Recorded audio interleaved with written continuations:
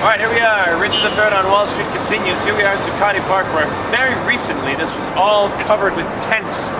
This was the site of the Occupy Wall Street movement, now being occupied by police officers, and some people braving these little tables to eat some lunch.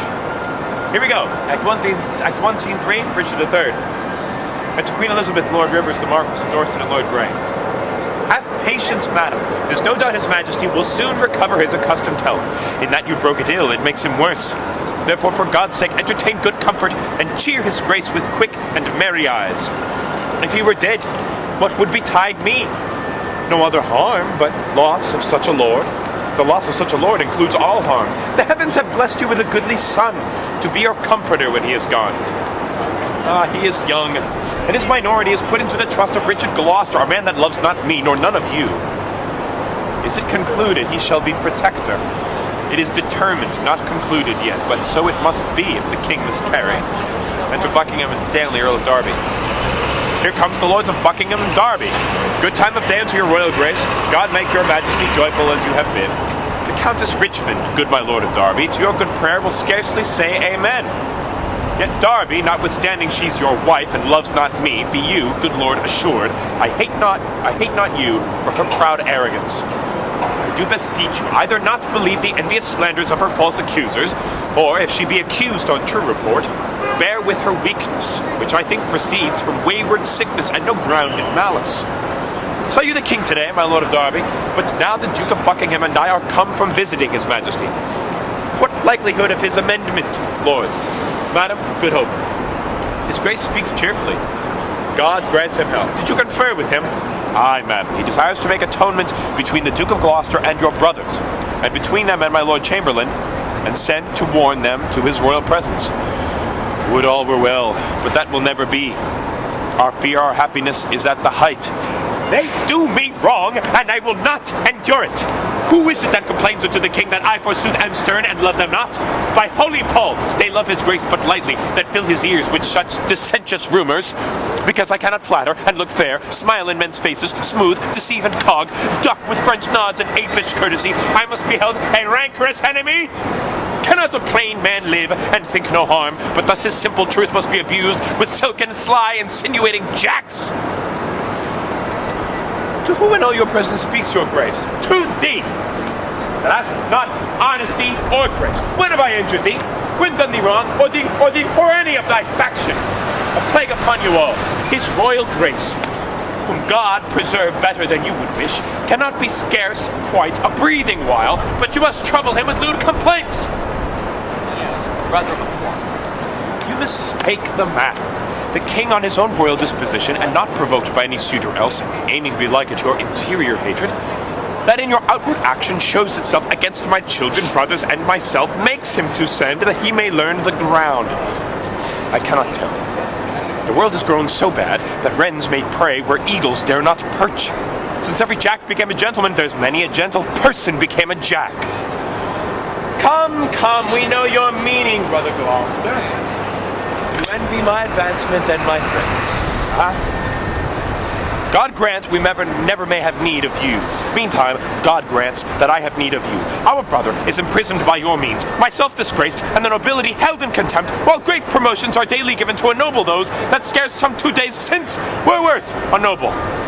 By him that raised me to this careful height, from that contented heap from hap which I enjoyed, I never did incense His Majesty against the Duke of Clarence, but have been an earnest advocate to plead for him. My lord, you do me shameful injury, falsely to draw me in these vile suspects. You may deny that you were not the mean of my Lord Hastings' late imprisonment. Well, she may, my lord, but she may, Lord Rivers. Who knows not so? She may do more, sir, than denying that. She may help you to many fair preferments, and then deny her aiding hand therein, and lay those honors on your high desert. What may she not? She may. Aye, marry may she. What marry may she? What marry may she? Marry with a king! A bachelor and a handsome stripling, too. It was your grandam had a worser match. My Lord of Gloucester. I have too long borne your blunt upbraidings and your bitter scoffs. By heaven, I will acquaint His Majesty of those gross taunts that oft I have endured. I had rather be a country serving maid than a great queen with this condition, to be so baited, scorned, and stormed at? Small joy have I in being England's queen.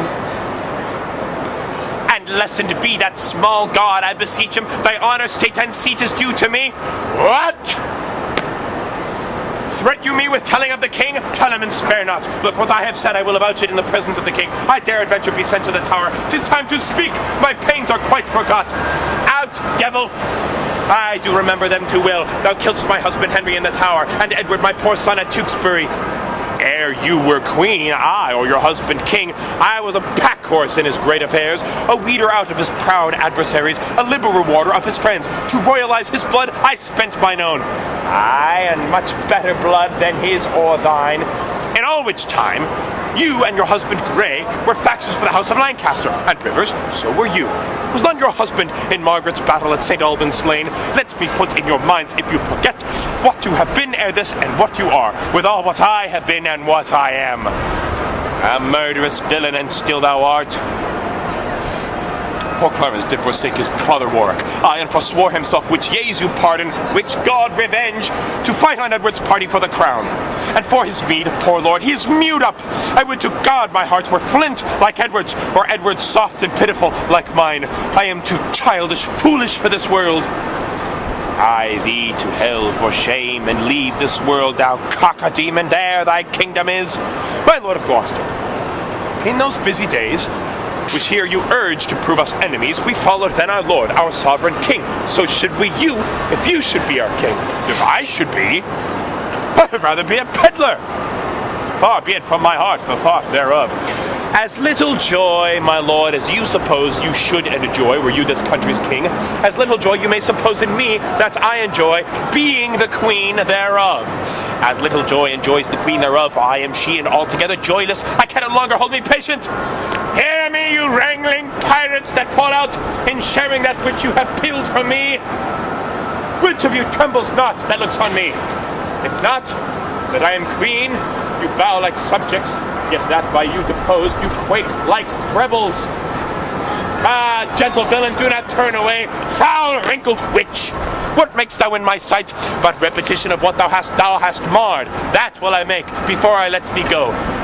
Wouldst thou not banished on pain of death? I was, but I do find more pain in banishment than death can yield me here by my abode. A husband and a son thou owest to me, and thou a kingdom, all of you allegiance. This sorrow that I have by right is yours, and all the pleasures you usurp are mine. The curse my noble father laid on thee, when thou didst crown his warlike brows with paper, and with thy scorns drewest rivers from his eyes, and then to dry them gavest the Duke of Clout, steeped in the faultless blood of pretty Rutland.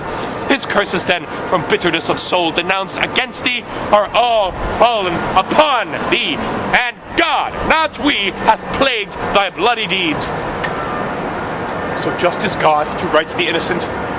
Oh, it was the foulest deed to slay that babe, and the most merciless that e'er was heard of. Tyrants themselves wept when it was reported. No man but prophesied revenge for it. Northumberland, then present, wept to see it. What? Were you all snarling before I came, ready to catch each other by the throat, and turn you now your hatred all on me? Did York's dread curse prevail so much with heaven, that Henry's death, my lovely Edward's death, their kingdom's loss, my woeful banishment, should all but answer for that peevish brat? Can curses pierce the clouds and enter heaven? Why then give way, dull clouds, to my keen curse? Though not by war, by surfeit die your king, as ours by murder to make him a king.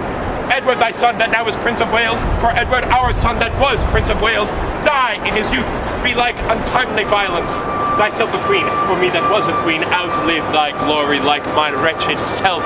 Long mayst thou live to wail thy children's death, and see another as I see thee now, decked in thy rights, as thou art stalled in mine.